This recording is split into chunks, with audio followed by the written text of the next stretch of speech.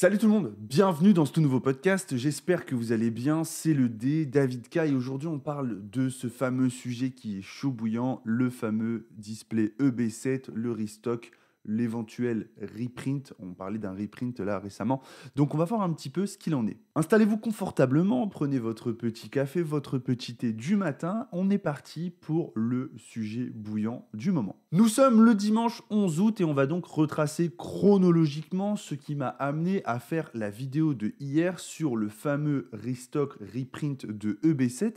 On va voir où on en est, quelles sont les potentielles rumeurs fiables, non fiables, les potentielles arnaques, parce qu'il y a des choses qui se dessinent dans des schémas qu'on connaît déjà qui ressemblent à des arnaques. Bref, je vais tout vous dire. Le vendredi 9 août, il y a eu 3 facteurs sur le reprint de EB7. On a eu un premier facteur qui est des boutiques comme Pokébasement, qui sont des boutiques professionnelles, reconnues, qui sont chez Asmodée, fournies par Asmodée, qui ont mis en précommande des displays EB7 pour le début d'année 2025. En théorie, je dis bien en théorie, restez bien jusqu'à la fin de la vidéo avant de vous emballer. En théorie, quand vous êtes professionnel et que vous faites ce genre de précommande, c'est que vous avez des infos fiables, donc généralement, ça s'égrène comme une traînée de poudre et les gens vont en parler très rapidement. EB7 étant une édition extrêmement prisée, extrêmement désirée des collectionneurs, des investisseurs et même des box breakers.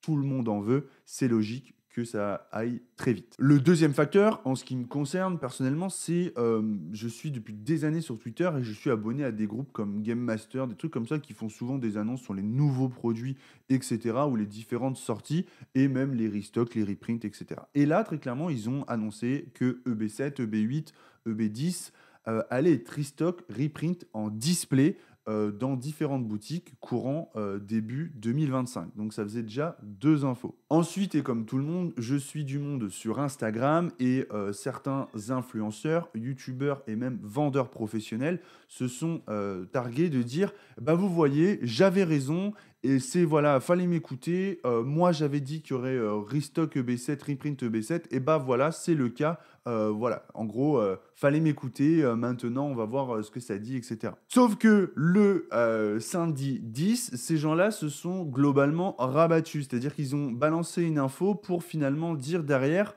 oh, ok, d'accord. Alors que ce sont des revendeurs professionnels Pokémon, on pourrait dans ce cas-là se dire ok, eux ils sont professionnels, ils ont les contacts Pokémon. Moi personnellement, je fais pas de Pokémon sur ma boutique, donc j'ai pas de contact fournisseur, etc. Mais eux ont des fournisseurs Pokémon, donc on pourrait se dire ok, ils sont professionnels, ils sont revendeurs, ils sont influenceurs, ils se sont renseignés. Mais en fait, non, pas du tout. Ils avaient juste donné l'info ce samedi, ce vendredi, et ils l'ont, on va dire, infirmé, pardon, pas affirmé, mais infirmé le samedi 10 août. Donc moi, un peu trop bête, un peu trop con, vu qu'actuellement je suis un petit peu dans mon rush YouTube, hein, tout le monde peut le constater, je me suis dit vas-y, ok, je vais faire la vidéo, je vais faire la petite annonce, c'est sympa, ça fait du bon contenu, c'est cool, ça va faire parler, etc., etc. Sauf qu'en fait, du coup, me voilà en ce dimanche 11 août à me dire, ok, là, il y a plusieurs facteurs qui m'amènent à penser que il y a un petit souci. Les petits soucis, c'est que il n'y a pas que Pokébasement, mais on prend Pokébasement parce que c'est la boutique qui ressort le plus, mais il y en a d'autres qui ont mis ces fameuses précommandes de B7, et bah déjà, elles ont mis les précommandes en illimité. C'est-à-dire que si vous allez sur le site, vous avez très clairement un stock illimité de display EB7 en précommande. Ça, c'est un signe un peu red flag.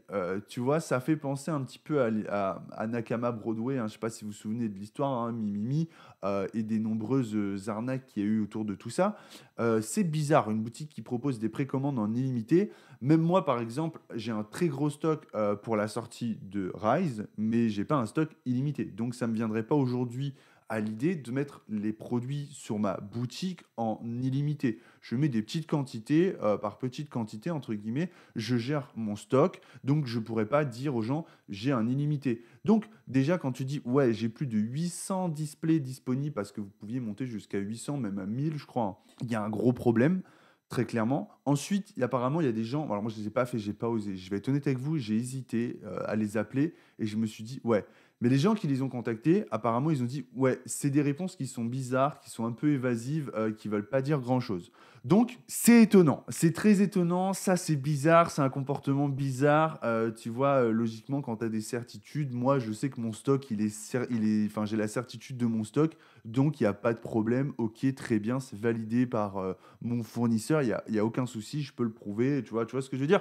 Donc, j'hésiterai pas à répondre à ma clientèle si on me pose une question. Oui, j'ai le stock. Pas d'inquiétude. Mais quand on ne répond pas aussi fermement, c'est qu'il y a des soucis. Ensuite, il y a visiblement beaucoup de pros qui ont posé la question à leurs fournisseurs, qui sont des professionnels Pokémon, attention, qui ont du stock Pokémon toute l'année, hein. Encore une fois, je répète, moi, je suis pas, j'ai personne à contacter. J'ai pas de fournisseur Pokémon, je fais pas de Pokémon sur la boutique, que du particulier à particulier sur Pokémon. Donc, quand vous avez les contacts logiquement nécessaires chez votre fournisseur, le fournisseur, il vous fournit une réponse. Et visiblement, ces gens-là, ils ont eu des réponses où on leur dit, bah, écoutez, pour le moment, il n'y a pas de reprint officiel annoncé. Donc, ça pose souci. Ça pose souci. Après, le truc, c'est que aujourd'hui, clairement, je vais vous inviter à être patient. Ne faites pas de... Alors là, je ne cite pas Pokébasement. Je ne vais pas rentrer dans de la délation parce que ça se trouve, dans un mois, on aura une info officielle et ils auront le stock. C'est pas impossible. Donc, je ne vais pas commencer à vous dire, ils vont vous arnaquer. Très clairement, je ne dis pas ça dans cette vidéo. Je dis juste, soyez patient. Ne précommandez pas tout de suite. Ça, c'est mon conseil. Ne précommandez pas tout de suite, clairement. De toute façon, s'il y a un reprint, les stocks d'un reprint sont énormes, donc vous trouverez à bien moins cher que 250 € la display le moment venu.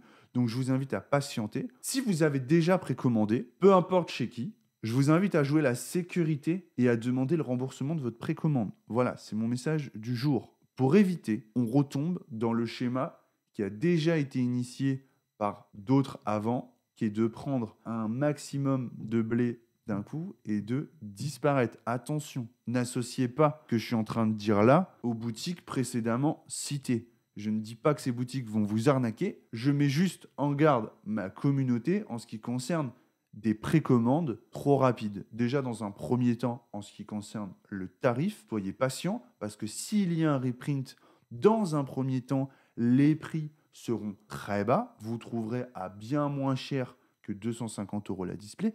Et dans un second temps, je vous invite à jouer la prudence, la carte de la sûreté. Et si vous avez précommandé, à tout de suite demander le remboursement de votre précommande parce que vous avez 14 jours pour vous retourner légalement. Donc voilà, c'est mon conseil. C'est pas... je ne suis pas en train de vous dire vous vous êtes fait arnaquer, je suis en train de vous dire jouez la sécurité. Voilà, je pense que c'est important. Voilà, donc je suis curieux d'avoir vos retours sur tout ça. Pour moi, je vais pas envie de dire non, contrairement à certains qui s'offusquent comme si on avait insulté je ne sais qui de leur famille. C'est pas impossible qu'il y ait un reprint EB7. Ça, faut arrêter avec ça. Parce que c'est les mêmes qui disaient non, mais il n'y en aura pas la dernière fois. Et la dernière fois, quand il y a eu un reprint EB7, c'était déjà les mêmes qui criaient genre haut et fort que non, c'était impossible, il n'y en aurait pas. Pourquoi? Parce que ce sont ces mêmes personnes qui ont des stocks énormes de EB7 et qui tireraient aucun avantage et aucun profit à voir un gros reprint EB7 arriver. Donc voilà, prenez le son de cloche de tout le monde, pas que le mien, prenez le son de cloche de tout le monde, mais encore une fois, un reprint de EB7 et des différentes displays du bloc EB, notamment dans la deuxième partie du bloc, parce qu'un bloc ça dure que 2 ans, un truc comme ça, donc là, c'est pas impossible de voir à partir de EB7. Même, franchement, on verrait du Reine de Glace, ça m'étonnerait même pas. Donc, même, franchement, du Reine de Glace, du Point de Fusion, ça m'étonnerait même pas de voir un reprint de ces séries-là. Donc, tranquille. Encore une fois, on parle pas d'un reprint de tous les produits, des ETB, etc. Non. On parle d'un reprint des displays. Donc, voilà. Prenez le temps, soyez patient, écoutez un petit peu ce qui se passe à droite, à gauche, regardez, faites votre propre idée et j'ai hâte de lire vos retours sur ce podcast. Je vous dis à très bientôt. C'était le D, David K pour la communauté. Peace.